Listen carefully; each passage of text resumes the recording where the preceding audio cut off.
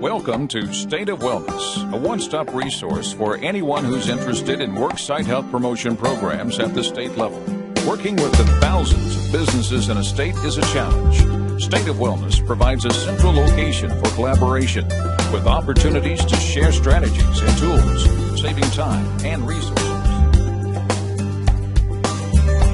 Hello everyone, and welcome to today's State of Wellness Health Promotion Live webinar. This is Kelly House, and I'm sitting in for Michael Connolly and Teresa Lovely today. So let me introduce our presenter for today's webinar. Today we have Eric Acko. Eric is the Unit Director for Physical Activity and Nutrition at the Colorado Department of Public Health and Environment and has over 17 years experience in health promotion leadership at the state and local level. His focus is population-based policy and environmental change, and currently Eric is passionate about wellness and health promotion, and he enjoys cycling and backcountry skiing in the mountains, which sounds really cool. So Eric, go ahead and take it away. All right. Hey, thank you so much, and good morning, everyone. It's exciting to be part of this national webinar, and it sounds like we've got a great participation. I want to frame this webinar as an interactive discussion, as if we were all in the same room. And so, as Kelly mentioned, if you have a question, just go ahead and ask it, and I don't mind stopping and dialoguing with you about it. Or if you have other ideas, feel free to bring them up and share them, because, like I said, let's keep it interactive, and certainly there will be time at the end for additional questions and answers. So with that, I basically want to get started then and say that basically what I'm going to present today is an overview of what we have done here in Colorado with our Worksite Wellness program, both internally at the Department of Public Health and Environment and then externally with our partners. And the one thing that I would like to just emphasize is that we really looked at wellness from a different perspective of shifting our thinking from programming to more of a systems approach. And that's basically my overarching theme, is moving from programs to systems, and how can we do things more holistically and in a systems approach versus, you know, the old school, how things were done 15, 20 years ago of, well, let's do a class here and that sort of thing. But again, more of the holistic systems thinking. So with that, I want to start with just a story that happened just yesterday. I was cycling home, and along the bike path, one side was dry and the other side was wet with a lot of puddles.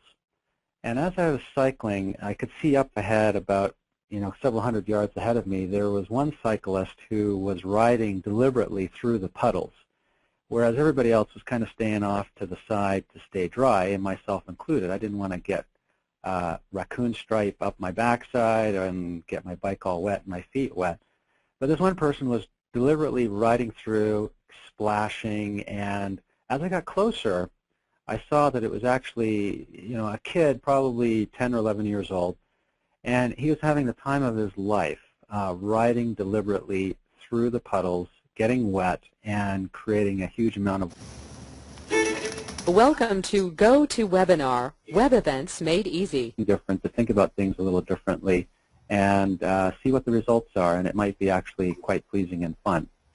So with that, the screen that you see in front of you is actually the cover of our newly revised Worksite Wellness Resource Guide. It is available as a PDF. It's a fairly thick piece of information. There's around 176 pages, including appendices. So I really encourage you to access it, read it, and hopefully find some useful information. And as well, I'll go through kind of an overview of what's in this resource guide as well. So with that, I'm going to just advance this to the next slide.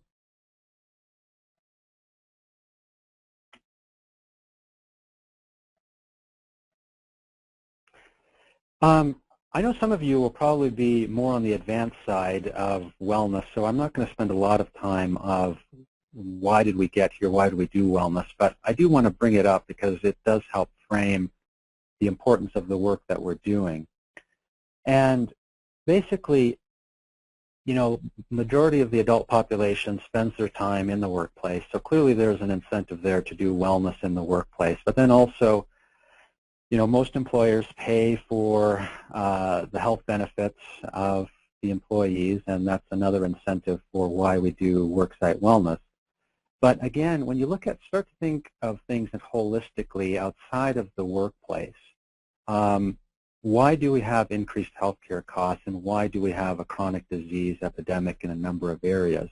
And when you start backing that up, you start looking at, okay, what are the environmental factors, what are the health behaviors that are leading to this?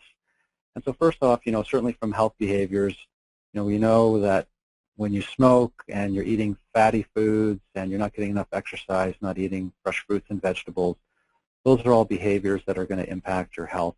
And then on the opposite side, when you are being physically active, eating more fresh fruits and vegetables, being conscious to not expose yourself to environmental tobacco smoke, quitting smoking if you smoke, that sort of thing. Those are all positive behaviors that influence your health. Also, we know from the environmental side that we have done a marvelous job as a society of engineering physical activity out of our lives. We spend now as a nation more time in our automobiles than at any time before in our history.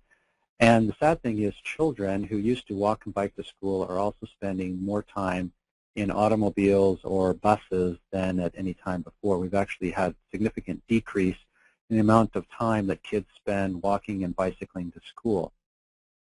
The other thing on the environment side is that, when you look at this from a holistic perspective, we also realize that there are people who live in communities that don't have access to fresh fruits and vegetables, don't have access to safe places for parks, for trails, for connectivity, for places to be outside, and that negatively impacts health as well.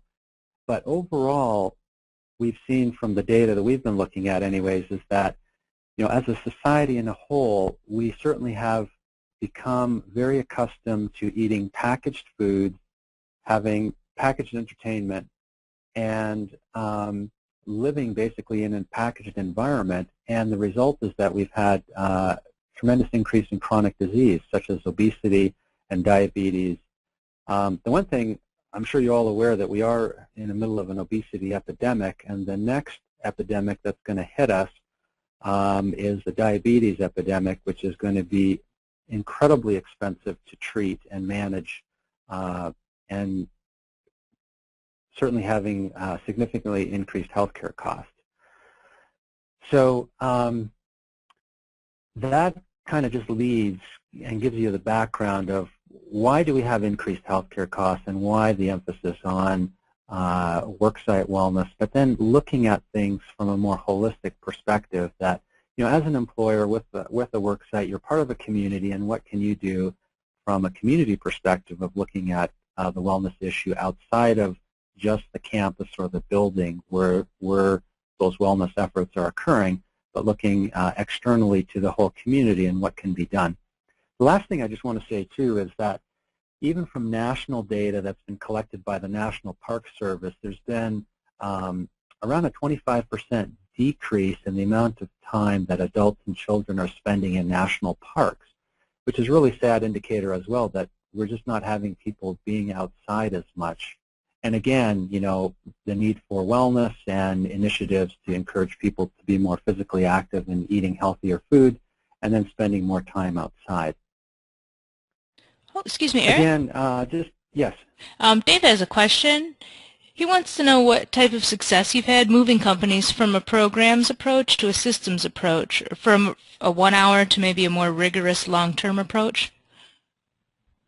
Well, that's an excellent question, and we are still in the process of doing that here in Colorado. We have, and I'll talk a little bit about it at the end where I talk about partnerships, but here in Colorado we have a unique partnership with a nonprofit entity called Live Well Colorado, and that was, this nonprofit entity was formed out of collaboration between the State Health Department, Kaiser Permanente, and a private foundation. Basically, we put a bunch of money together to form this nonprofit, which then funds between 22 and 25 communities across the state to address physical activity, nutrition, worksite wellness, that sort of thing. And in those communities, we've really been pushing this whole approach that I've talked about of looking at things more holistically and from a community-based approach. And so when those communities have been working to implement their initiatives, such as Worksite Wellness, they've also been looking at how can they incorporate those initiatives into the community as a whole. And if you're interested, you can go to livewellcolorado.org. You can Google them, and you can click on the Community Initiatives link, and I'm not exactly sure if that's what it's titled, but there is a link that has all the communities, and you can see what they've been doing of working with businesses to integrate more with the community. So that's just one example of where we've been getting some success in doing this by specifically and consciously talking about the community as a whole versus just a specific campus or building. So I hope that answers the question. If not, near the end of the presentation, I'll be happy to talk more about it as well. So moving along here, again, we all know the benefits of worksite wellness, and this is just for if there's some people who are new to wellness. I'm going to breeze through this very fast, but we know, it's improvements to employee health, reduced healthcare costs, accidents, increased productivity. It's really has so many positive things. I don't know why people don't do more of it. The other point goes back to my previous slide too on the whole environment, is that we've had a tremendous increase in health insurance premiums, again driven by a number of factors, but again, it's not just lifestyles, it's not just environment, but they do play a significant factor, and there certainly are other issues at play as well. For instance, back in 2007, I did a little study of my own on healthcare costs with major employers. And one of the things I found was interesting. I looked at the automotive industry, and what I found was that the automotive industry, before the global recession hit and several of them had to do major reorganization, that they were spending between $1,500 and $2,000 of their profit on every car just on additional healthcare costs, which in countries such as Canada, which is in North America, or in Asia or Europe, they weren't having those additional costs because of how their system of health insurance premiums are handled. So it creates a huge competitive disadvantage for, I think, companies in the United States when you have rates of health insurance going up 100% in versus wages. So again, there is this strong desire, interest in doing something about worksite wellness and having healthy employees. Now, what caused us to get involved in this new toolkit that I'm presenting today is here in Colorado, we have a number of efforts around worksite wellness, and we have a number of state and local partnerships. One of those that we have is an annual wellness conference. And back in 2008, when we had the wellness conference, we asked employers who were participating, what is it that you need to be successful and move forward with worksite wellness? And we heard overwhelmingly from them that give us the how, because we already know the why. Just give us tools of how to implement wellness. And so that's why we created everything that I'm talking about right now. We had an older version, and we decided, well, we need to really revise this and update it and make it more current. The other thing that part of this discussion we're having today is the what.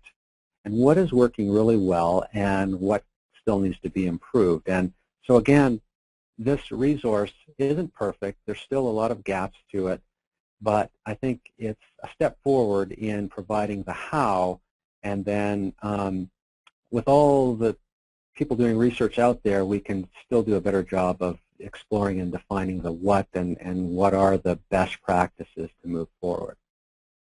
And again, that comes back to that systems thinking and creation of a more holistic framework, which is what I'm going to talk about more in depth right now. So what we did is I had two staff members actually who worked on this for about a year and a half, Angie Villamaria and Mina Liebert. I don't know if they're on the call or not, but unfortunately they don't work for me anymore, but they were instrumental in pulling this framework together, which when you look at it, it's not really anything new. It's just taking a lot of ideas that are out there and just putting it into one comprehensive diagram that's easy to explain to people and that summarizes everything that a comprehensive, holistic framework should be considering. And so that's what we have. And they also worked with a task force that we have here in Colorado, a Worksite Wellness Task Force that my program funded and had a lot of input from participants from the private sector and other public partnerships as well. So through all of that, we created this framework, and like I said, it's a simple way to explain wellness when you have people who are new to the concept, or you're trying to get senior management support, or you're just trying to bring employees along as well. And I'm going to basically talk about each of these 5 phases, as well as the communication and marketing piece of some lessons learned that we've had, etc. So again, stage 1, step 1, building the foundation, then moving to assessment, having data to drive your program. Moving on to step 3, or phase 3, is the purposeful planning and programming. Number 4, implementing what you're doing, putting your action into planning, putting your action into place and planning to succeed. And then very lastly, doing the measurement and evaluation, that are you doing what you said you would do? Did it work? Did it not work? What are your lessons learned? And then how communication and marketing basically permeates everything that all these 5 steps entail. So number 1 is building the foundation. And again, this isn't really that new of a concept, getting your senior leadership and employee support for your efforts, creating a brand with a vision, statement, mission, why are you doing what you do, that sort of thing. And then one of the lessons learned that we had here is, for the past number of years at the State Health Department, we've had, I have to be honest, kind of lukewarm senior leadership on our efforts. And another employee of mine, Ryan Rodriguez, was coordinating some of actually a lot of our worksite wellness, and we'd always get kind of lukewarm response to what we were doing. And then we had a change in our executive leadership, and then wellness became embraced, and very warmly embraced. And one of the things that we created in partnership with the senior leadership was these executive walks. And these executive walks occurred every Wednesday for a half an hour. And we would end up getting between 40, 50, 60, sometimes more than 60 people walking for a half hour outside. And it just created a monumental shift in the whole attitude towards wellness amongst the upper management, middle management, and even among employees, by having support from the ground up from employees who wanted to be participating, and then from the top down from senior leadership. So again, I can't stress enough of getting that firm foundation of support, because then it's just so much easier to move forward when you've got supportive environment to do this work. The next step is getting data to assess the needs and provide direction. And what I mean by this is looking at, is your workplace supportive or restrictive towards wellness? And this can apply whether you're a state health department, or whether you're a private employer, or you're a consultant and you're working with employers. Really getting the basic knowledge of how supportive or restrictive, what's the culture of the environment that you're trying to do the worksite wellness. Because one thing we have to deal with here at the state is certainly the political environment, and that changes every 4 years. And certainly with global recession, that has implications for us as well, and I'll talk a little more about that. So you have all these factors when you're looking at this from a systems level, but it's important because then it gives you a much more broader understanding of what it is you're up against, or what you have going in support of your efforts. And that can really help frame the success and how aggressive you want to take the programming. Eric? Also, yes. I'm sorry. Pat has a quick question about the walking program you were talking about. She wanted to know if the employees were allowed to walk on work time, or was that on their own time? No, it was on work time. And I'll bring that up as well in the next step or two about policies. But it's an excellent question. And again, when you start to move to a systems thinking and a systems approach, you start to create an environment that is supportive through policy and environmental change. And that's really, I think, what's key. And hopefully, like I said, that's really, I think, the shift that we're trying to make here in Colorado, so that whether you have a change in leadership or management, that doesn't matter. You've created the culture that supports your efforts, and regardless of what's happening politically or financially, you can still move forward and be successful. So the other piece, too, is certainly understanding the basic health needs of your employees by doing a survey, health risk assessment. Again, this isn't really that new to people who have been in the field.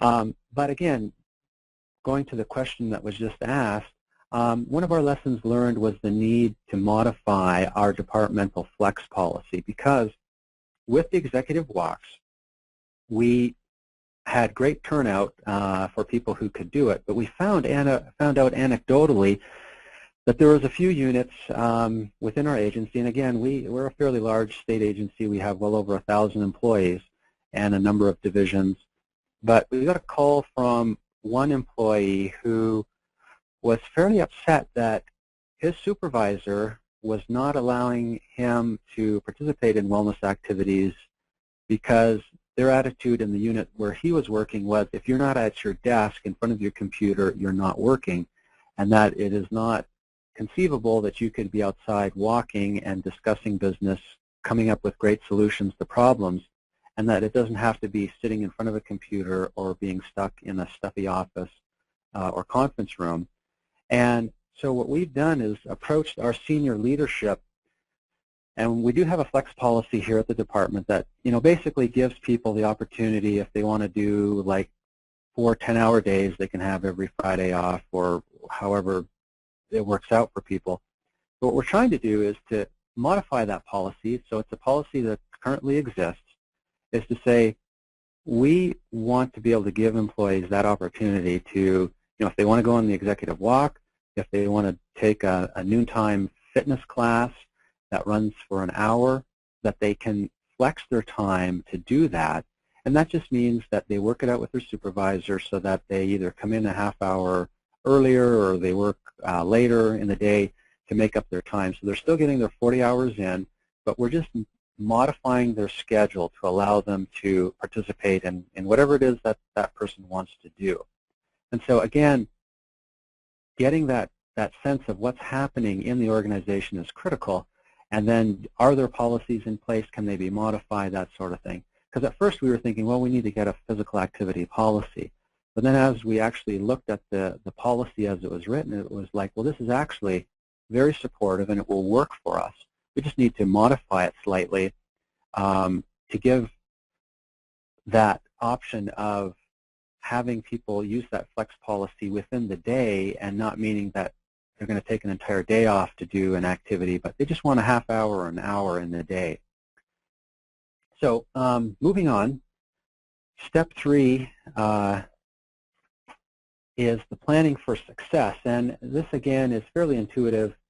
That's where you develop an action plan, goals, objectives. Here at the State Health Department in Colorado, we develop a yearly action plan. We also look at long-term goals and objectives, and we work with our wellness committee to look at, well, what are the doable and feasible activities we can do for the upcoming year. The other thing that's important is looking at claims data, and also the data that you've collected from step 2 in the program design. And this is really where you need to partner with human resources or your personnel department to look at health insurance claims, that sort of thing, because it really can give you a lot of evidence as to where programming should occur or where you may have potential success. Years ago when I worked in wellness in Lincoln, Nebraska for the Lincoln-Lancaster County Health Department, the Office of Risk Management approached us and said, hey, we're having tremendous claims from bus drivers because of back injury, and can you help us? And so we engaged with the Office of Risk Management, and we started to look at, well, what's going on here? And one of the things we found out is that the bus drivers, who weren't really being that physically active, would drive for a couple hours and then take a break for a couple hours and then get back on and drive their route and that sort of thing. And what was happening is that they had a lot of downtime, and for whatever reason, the culture of the work environment was to have a lot of snacks and donuts available, and consequently, the bus drivers were gaining a tremendous amount of weight. They were even having to add seatbelt extenders, because the standard seatbelt in the bus wasn't big enough to accommodate the growing girth of the bus drivers. And so we worked with a private contractor as well as the Office of Risk Management in doing some stretching programs, some physical activity promotion, etc. And that's just an example of, okay, where's the data showing that you've got a problem? And unfortunately, I don't know what the outcome of that was because I took a new job. But again, that's looking at the data, using that to drive decision making and where you need to make adjustments. The other thing that's interesting here in Colorado and basically everywhere is that incentives can work if used properly. And sometimes incentives are as basic as a T-shirt and a water bottle, which are great and fine, but really, the evidence shows when you're giving cash or something, time off, that tends to be far more valuable, and people will compete for prizes such as, hey, I'll give you a day off as a prize. That tends to be very effective. But again, when you start to look at a more holistic approach of worksite wellness, incentivizing health premiums, and again, this goes back to the what of, looking at new evidence, new practices to incentivize participation in wellness. I've been in this work for a number of years, and I've seen kind of the same healthy people showing up for wellness activities, and the people who really could benefit don't participate, and there's a lot of reasons why. But when you look at incentivizing health premiums, that's one thing here at the State Health Department, and as a state as a whole, we've been looking at is, we've got well over 36,000 full-time positions in the state. We're the largest employer in the state, obviously. And there could be a huge incentive to incentivizing health premiums. And what I mean by that is we were looking with the Department of Personnel and Administration of getting buy-in from all employees by saying, you do 1 or 2 or 3 big wellness events, such as participate in a health risk assessment or something like that, and we will give you a discount on your health insurance premium of $20, $30 a month, which would reward people in participating in wellness, but then it doesn't create any barriers necessarily for somebody who's like, I'm not interested, I don't care, that's fine, then they can just pay the regular rate. So that was something we've been exploring and looking at, but again, with the political realities and state budgets, this kind of idea is on hold right now, unfortunately. But again, it's looking at how could we really reach those who need and could benefit from wellness the most. And again, that's one area is through incentivizing, and then I'll talk a little more about this in the next page in step 4 here. I did get a beep. Was somebody trying to get a question? Maybe not. All right. Nope, we're all caught up on those. Okay, all right. So then with step 4, basically planning for action. And in our resource guide, this is probably our media section because we talk a lot about initiatives around physical activity, nutrition, lactation policies, tobacco policies, reduction in sugar-sweetened beverages. We actually have a sugar-sweetened beverage toolkit that we added that can encourage consumption of healthier beverage options, that sort of thing in the workplace. But this area here, again, goes back to changing the environment through policy. And this is an area that has the potential for a lot of innovation and really a place where you actually can have more meat and potatoes. Because what you get, at least with my observations, is with the standard, okay, we're going to do a fitness class and we'll put some nutrition recipe cards on a bulletin board, is that you get the STP problem, which is the same 10 people show up or participate. And really it's not until you make the cultural shift or the policy shift that you really start to impact everyone. And for instance, here at the Department of Health and in previous employers that I've had, we've looked at creating a physical activity policy. And basically what the policy says is that movement is encouraged, physical activity is great for health, and we as an employer want to encourage that. So we encourage and support employees to every hour take a 1 or 2 minute stretch break, move around, get a drink of water. We've also used the policy in meetings where we say that if you're in a meeting that lasts longer than an hour, that on the hour or however you want to do it, half hour, take a few minute break. And then during all day conferences, we build in physical activity breaks throughout the meeting so that everybody can participate together. Usually it's a staff member who will lead the whole group in a few minutes of stretching or physical activity. And then you also have breaks and lunch period that's long enough that people can have additional opportunity for movement.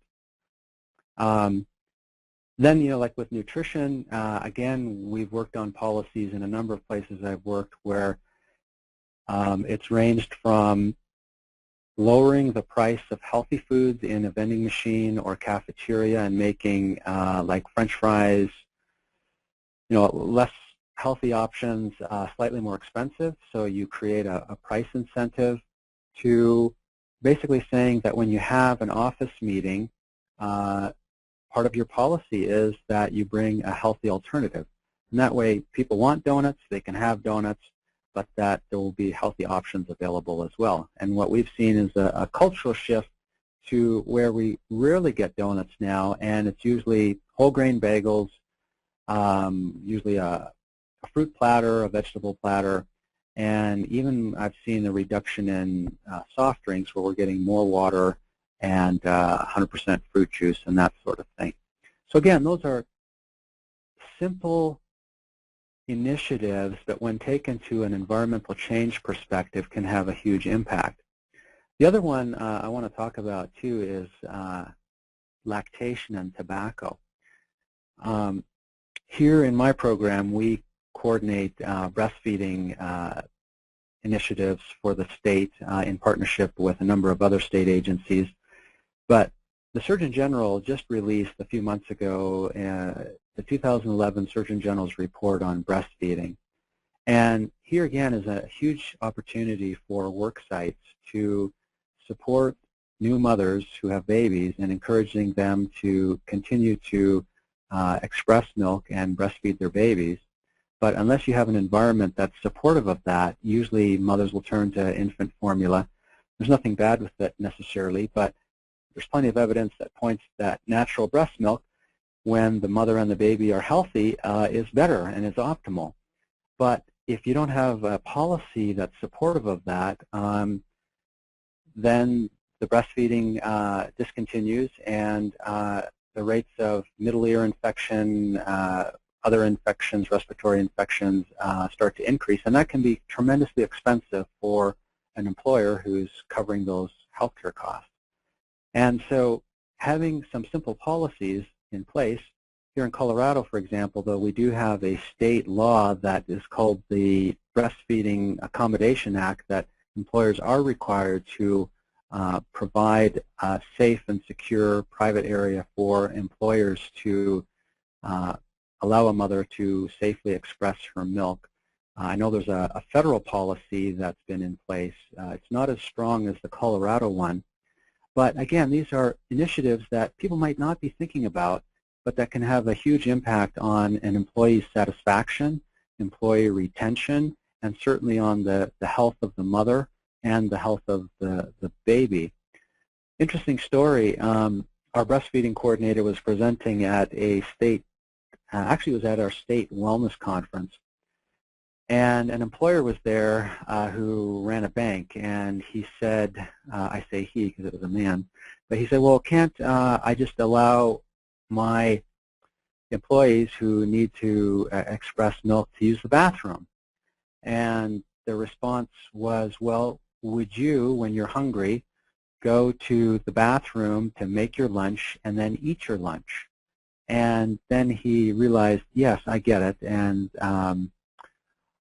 I can understand now why a mother needs a private place that's not a bathroom, that she can have privacy and take care of what she needs to do in privacy and not doing it in a bathroom. So that's, I think, what part of the federal law and the state law do require, that you can't just tell somebody to go to a bathroom and do that there. But again, huge implications for wellness and, again, employee health and company health. Eric? The last one I want to touch, yes. Real quick, Mike wants clarification on what is the STP problem? Oh, the same 10 people. Thanks. Yeah. And again, that was just, we're with traditional programming with Worksite Wellness getting the same 10 people showing up, whereas when you're taking a more comprehensive systems approach, you're impacting far greater number of people. And that's what we're trying to do by this framework and with a shift to systems thinking about wellness. The last one I want to talk about is the tobacco policy. Here in Colorado, we have a clean indoor air law that impacts all restaurants and workplaces for the most part, that basically eliminates people's exposure to secondhand smoke. But I know that's not the case around the country, having lived in other states and worked there, that it still is a problem. And one major thing that a company can do to address their bottom line, particularly if they're a manufacturing business or service industry, is having a 100% tobacco-free policy. And that can range from having the entire campus be 100% smoke-free to including company vehicles to, well, yeah, that's pretty much it.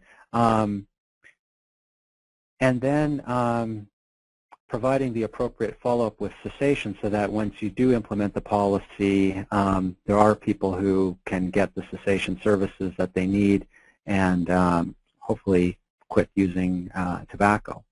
But we've seen tremendous success with that here in Colorado before our Clean Indoor Air Law was implemented, and then certainly after the Clean Indoor Air Law was implemented. I know even with hospitals, we've got a huge initiative here with hospitals to make their entire campus smoke-free. Before it was just the building, and people would go still on the grounds and smoke. But by making the entire campus smoke-free, it sends the message that we value health.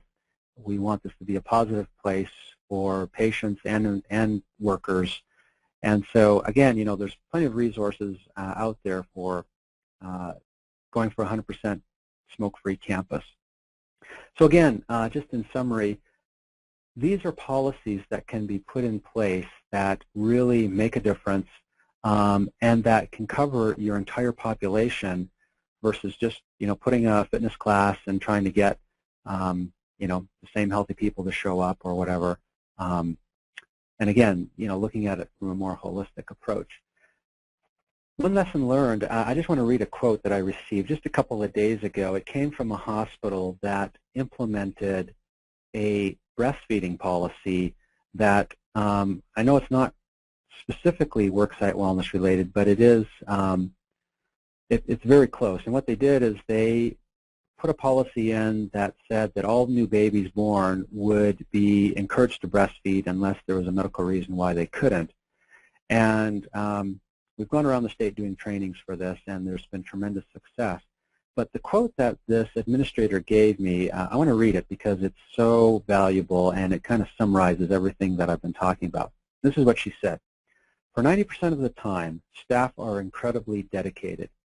Having a couple of doctors and administrative champions is critical, and a well-written policy to fall back on is key. There has to be someone in the institution to dog it. It takes constant reminders and education, and luckily, since these metrics are part of our policies, corrective action can be taken when staff do not follow them. And so to the point that I said earlier of a supervisor who was not allowing an employee to participate in the executive walks, having a policy that says, we encourage physical activity, we encourage employees to use their time and to flex their time if need be, creates that environment where somebody who wants to be physically active can, and you have a policy to fall back on, and that way that employee could then go to higher management if need be and say, look, my supervisor is not allowing me to do this even though it's clearly written policy, and it makes it much more easier to implement and take corrective action. So enough with that. I'm going to keep moving along. So with evaluation, this is a critical piece as well, and it can vary from being basic to advanced. And essentially what you're trying to figure out is, are you making a difference? And with basic to advanced evaluation, I'm talking like tracking how many people are showing up to a particular event. Like our wellness walks, we kept track of how many people were participating. We keep track of how many people participate in our various activities and that sort of thing. It can actually be a lot more advanced. And I won't get into that because that's probably several webinars in their own, and there are certainly national experts that are very good at providing more around the whole issue of advanced evaluation. But that's where we're looking at moving beyond just looking at basic participation levels to, the long-term return on investment, ROI, looking at savings and claims data. How do you go about doing that? Our toolkit does talk a little bit about that, but again, it's just another huge area that it's very important, and certainly I encourage people to do that if they can, to participate with their carriers, with their Department of Personnel, with their Human Resources Department to look at those long-term evaluation issues as well. I had a quote here that I just got this the other day, and I thought I would include it in here, but it's fantastic. It came from a gentleman who works in the Department of Transportation, and he said, basically, if you're not counted, you don't count, and what gets repeated gets rewarded or funded.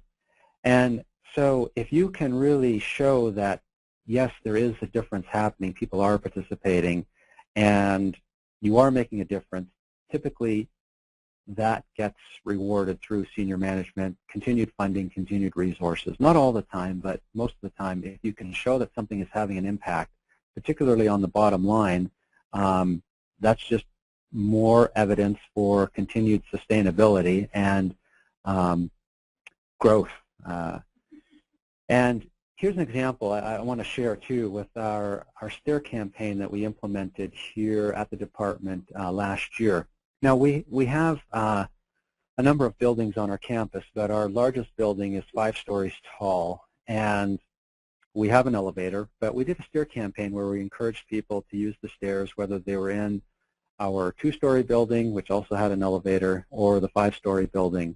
And we also have a lab that's off-site, and we just encourage people to go outside and walk if they couldn't use the stairs.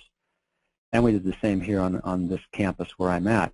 But basically, we had a way to monitor people who use the stairwells. You have to use your badge, in our building anyways, just to get into the building, to use the elevators, and then to use the stairwells you need your badge. So it created a perfect evaluation mechanism to evaluate how many people were using the stairs. And so we took some baseline numbers of before we launched the campaign, and then we ran the campaign for 3 months, and then we looked at the the card swipes during the campaign and then after the campaign, and we found that on average we were increasing through our simple marketing and some simple prizes. We were offering random prizes, that we were getting 500 more users on a month using the stairs than we had before we instituted the campaign. We also heard anecdotally from several employees. One of them was an IT specialist who basically has to go up and down the building to help with computer problems. And this gentleman decided to use the stairs for all of his service calls. And he said that over the course of about 6 months, he ended up losing 15 to 20 pounds because he was using the stairs, and the stair campaign helped stimulate that usage. So again, these are stories. This is evidence that you can take to say, hey, look, we can make a difference. It didn't cost us a dime to hire a contractor. We didn't have to pay for fitness memberships. We didn't have to pay for anything. We were just using what was available around us. And again, you can use that whether it's a nearby park, a nearby trail, or stairs in your building. And again, that comes back to, I can't stress it enough, at the very beginning I talked about a systems approach and partnering with your community. Because if you have a large employer that's part of a community, and maybe there's a school nearby and there's a number of other businesses, if you don't have a walking trail, why not all partner together to put a trail that would connect everybody, and then everybody can benefit and use it, or creation of a park, or putting in playground equipment in a park, or a field that you can have your employees go play football or frisbee football or whatever.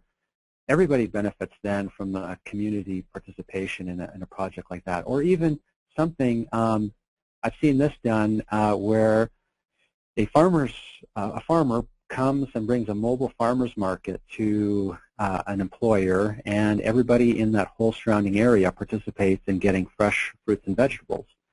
Again, it didn't cost any money. It just took some innovation, some systems thinking to say, how can we benefit as an employer, as an organization, but how could we also benefit the community?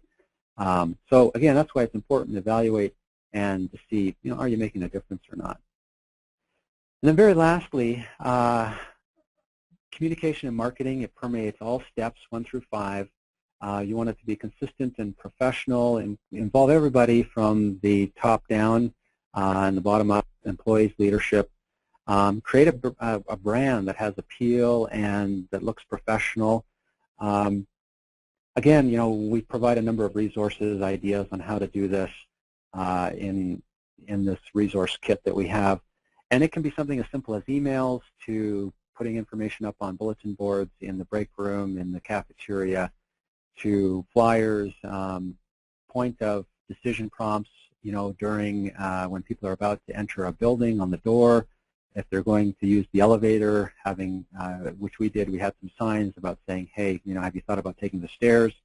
That sort of thing, where you can create an opportunity for marketing your efforts, communicating your efforts. And it really needs to just permeate everything that you're doing. I just want to show you, here's our wellness brand that we use at the Department of Public Health and Environment. Ran Rodriguez helped develop this. And if you look closely, it's the state of Colorado seal that's surrounded by this efforts of health and positiveness with these plants and the little apple there. Very lastly, I just want to conclude with some of the efforts that we've done here in Colorado. I mentioned that we had a Worksite Wellness Task Force that was run through the State Health Department. Well, we realized that there were a number of state-level efforts occurring at the state level and at the local level, and that we really needed to have a more concerted partnership around worksite wellness. And so with our nonprofit partner, LiveWell Colorado, we worked to develop a Worksite Wellness Leadership Council. And basically that council has representation from both the public and private sector. It's a fairly high-level decision-making group, but basically trying to get more concerted efforts around how can we move forward to address worksite wellness here in Colorado. And unfortunately, I don't have any evidence to present as far as lessons learned, because the council is just being seated right now. I think their first meeting will be in March. Perhaps in a year from now, I'll be able to share, lessons learned and that sort of thing. But that is one effort that we're trying to do on a state level, is to have a more systematic approach on how we address wellness and how can we share best practices, innovations, dialogue, that sort of thing around how can we more effectively address wellness.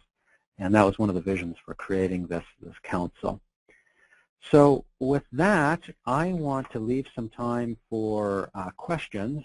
There's about 10 minutes or so, or maybe slightly less than that.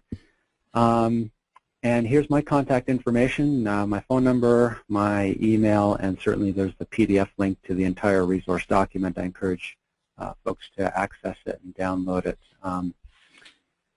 So with that, Kelly, questions? Okay, and while I'm reading off the first questions, go ahead and type your questions into the little box at the right, and I'll read them off to Eric. Brian has a question, and he wants to know, how did you disseminate your new toolkit with trainings and etc.? And he also asked about your communication strategies, but that may have been before you were explaining them. So. Oh, okay. Well, basically what we did is we created a marketing plan to distribute this revised worksite toolkit across the state. We did a media release in partnership with LiveWell. We sent it to all of our various distribution channels through our Worksite Wellness Task Force, through a number of private employer councils, and we've distributed to local health agencies and a number of our nonprofit partners, such as the American Heart Association and others. So we basically brainstormed who is a partner, who works with worksites, and who could benefit from this, and we basically sent it out. One way to do that, too, is to keep it simple, and our document is really only available as a PDF, so it can electronically be distributed very quickly and easily. We do have limited hard copies available through the health department that people can go to our resource center to order a hard copy if they choose. We didn't print a whole lot, but they are available as a hard copy. But basically just brainstorming, coming up with a marketing plan, and then distributing it is how we did it. And we got some good earned media, which I think helped further get exposure, and then certainly through our annual Worksite Wellness Conference, we made it available and announced that it was available to everybody. And then one thing, when you do go to it, you'll notice that there is a brief survey monkey that we do try to capture who is accessing it from an employer standpoint, because then we can do follow-up as to what areas they found helpful, what areas could be improved, that sort of thing, that we can do some additional follow-up and evaluation. All right, and I have a question from Alyssa. She wants to know if you have a survey that you use to assess individual work sites' current wellness programs or their level of involvement. Yes, we do, and in fact, that is part of the appendix of the resource guide. I don't know what page it's on, but there is a survey that can be utilized, and you'll find it in the resource guide. All right, and then Dave wants to know if you have any ideas for getting past the gatekeepers. Persistence. Persistence, and certainly having a professional approach to and a professional package can't hurt any, and that's what we've consistently tried to do, is having plan of action. It's professional, it's succinct, we have clear goals, objectives, and we haven't given up. As I said, that sometimes leadership will be lukewarm, and sometimes leadership is hot for it, and then you proceed accordingly. So don't give up, be persistent, and just keep it succinct and professional, and good luck. All right, and Michelle would like to know how the program was funded. Well, we received our initial funding through the Centers for Disease Control from a cooperative agreement grant that we have had to address physical activity, nutrition, and obesity. So Worksite Wellness has been part of that, and we will continue to hopefully receive funding for at least a couple more years as part of our cooperative agreement. However, Livewell Colorado as a nonprofit does seek funds from wherever they can get them, and they will be doing their worksite wellness initiatives and funding the Leadership Council through funds that they can just fundraise for. So that's how we've been doing it here in Colorado. Okay, and that's all the questions I have for now. Just a couple of points you may be interested in. This has all been recorded. It will be available at healthpromotionlive.com and at stateofwellness.org websites, and allow about 3 days for video processing before those show up. Immediately after the program, Eric's slides will be available at Health Promotion Live, so if you want to review the slides, those should be available for you. And I think that's about everything. Oh, also I wanted to let you know that the toolkit, a link to the toolkit, is also going to be available on the Health Promotion Live site. So I know you can't click on it there in the slide, but if you go to Health Promotion Live, the link will be there for you to get that toolkit.